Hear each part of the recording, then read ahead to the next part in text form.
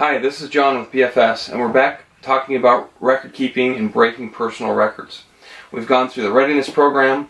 We've also gone through week 1 of the Set Rep Log, how to break or set a baseline of personal records, preparing to break personal records as they progress into week 2, which is where we are now. Week 2 in the off season is a 5x5 workout, so 5 sets of 5 reps. If you have students who are in season or beginners that you want to have it a little bit easier for them, then you can look here and we'll show you the variation. Week 2 can be changed down to a 3x5, so 3 sets of 5 reps each. Okay, so we're going to go through the off-season format on this example, but again, change it as necessary based on who you're working with and what time of year you're working with them. So this student comes in, it's a week later. So for example, our schedule could be squat and bench on Monday. So now we're a Monday later, and we're going to go through our core lifts and auxiliaries and other parts of our training. But today, on the parallel squat, we're going to be recording. So now we are on 1/8, so it's a week later. You're going to get this question all the time. They're going to come in on this second week and they're going to say, okay, now where do I start? And it's very, very simple. All you want them to do is look at how many reps they have to begin with, and they're doing a set of 5 as their first set. So they're going to look up their personal records up here, the rep records, and look at their record for 5. This student's record for 5 is 150 pounds. So what they're going to do is they're going to say, I can start anywhere in that range of 150 plus or minus 10 pounds on either direction. So the lowest they could start on this first set would be 140 pounds. They could also do 145 because that's okay. That's only a 5-pound decrease. They can match their record. If they feel really good, they know that 150 is pretty light for them, they could go to 155 or even up to 160. So you have a 5 or 10 pound window in either direction, plus or minus.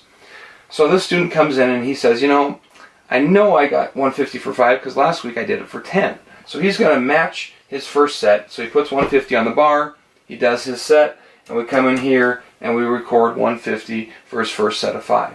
And then again, just like last week in this top right hand corner, he's going to put in his effort.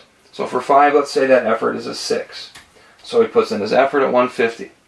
From there, we're going to assess 2 things before he picks the weight for his next set. He's going to look at his effort, how hard did I work, can I work harder? And he's going to look at his technique, again based on the BFS 6 absolutes, the basic biomechanics of proper movement during resistance training. As long as his technique was perfect on that set of 150 pounds, he has 3 options. He can go up in weight, he can go down in weight, or he can stay the same.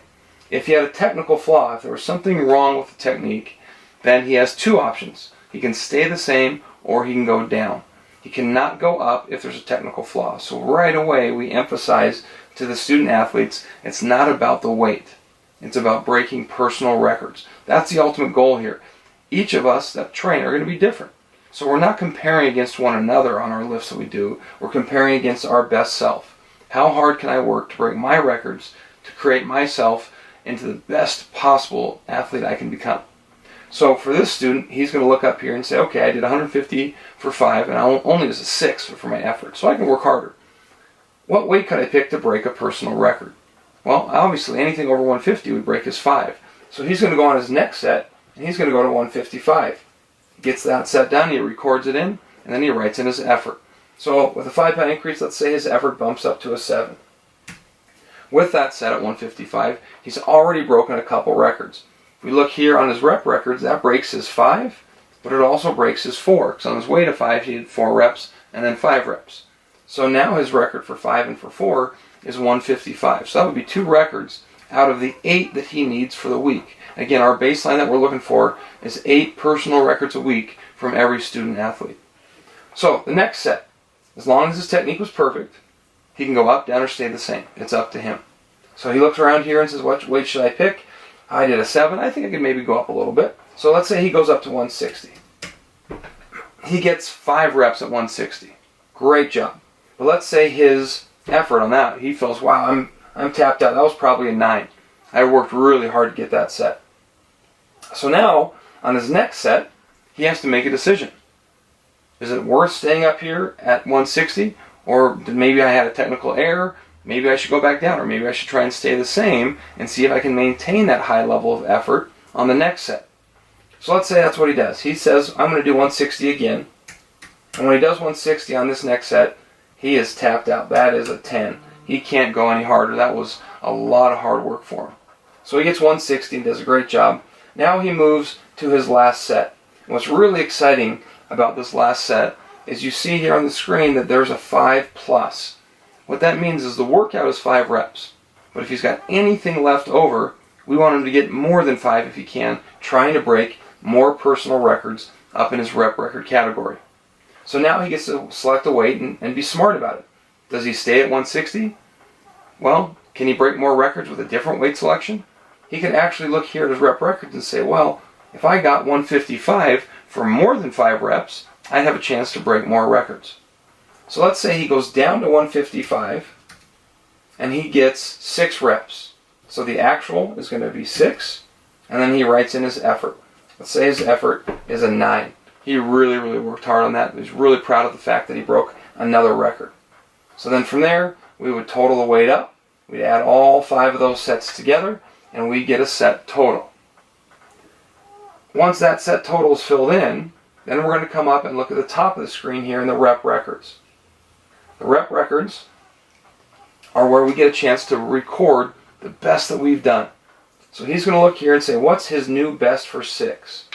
His new best for 6 is 155 pounds. So he's going to record the weight and the date. Then he asks himself, did I break any other records?